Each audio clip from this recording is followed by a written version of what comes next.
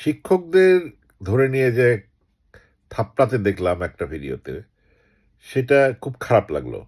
শিক্ষকরা যখন কোনো দাবি দাওয়া করে, তখন সেইটা বিশেষ বিবেচনায় দেখা উচিত। কারণ শিক্ষকরা যখন ১০ জনকে শেখায়, তাদের দাবি দেওয়া নিশ্চয়ই যৌক্তিক কিছু বিষয় থাকবে। প্রশ্ন হচ্ছে যে আমরা এত অ্যাগ্রেসিভ কেন হব?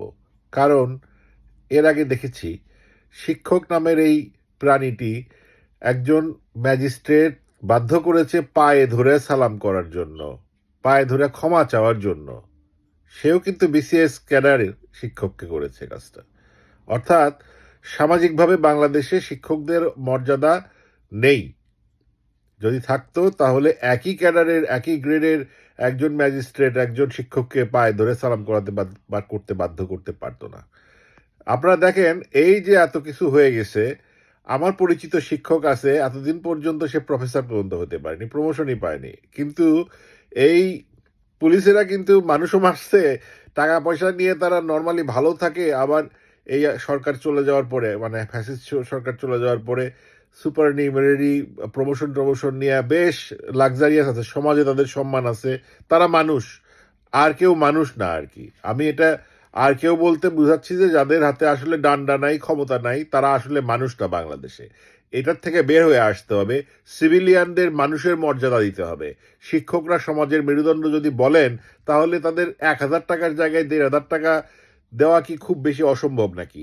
কেন? আমরা তো দেখতেছি যে দুদকের অভিযোগে সাব্যস্ত হওয়ার পরেও তাদেরকে বহিষ্কার না করে, সাসপেন্ড না করে অন্য জায়গায় প্রমোশন দিয়ে দেওয়া হচ্ছে, এনবিআর এর প্রধান করে দেওয়া হয়েছে। দেখলাম আমি একটা আপিল বোর্ডের।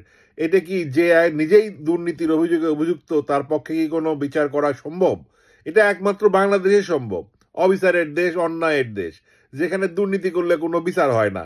এই দুর্নীতিকে রোধ করতে পারলে হাজার হাজার কোটি টাকা যদি আপনারা পাচার ঠেকাতে পারেন, যদি একজন এনবিআর এর কর্মকর্তার ছেলের ১৫ লাখ টাকা দিয়ে ছাগল কেনা ঠেকাতে পারবেন যেদিন, সেদিন আপনাদের শিক্ষককে ১,৫০০ টাকা দিতে ঘর ভাড়া হিসেবে কোনো সমস্যা হওয়ার কোনো কারণ আমি দেখি না। আপনারা শিক্ষকদেরকে অবিলম্বে ক্ষমা চেয়ে তাদের যা যৌক্তিক দাবি দেওয়া আছে মেনে নিন। শিক্ষকদেরকে যদি সম্মান না করতে পারেন, তাহলে তো আপনারা সম্মান কেউই পাবেন না। ঠিক আছে? যৌক্তিক দাবি সবগুলা মেনে নিন। এই সরকারের সময়ে আন্দোলন করছে দেখে আমিও প্রথমে ক্ষিপ্ত হয়েছি, কিন্তু আসলে খেপার কিছু নাই।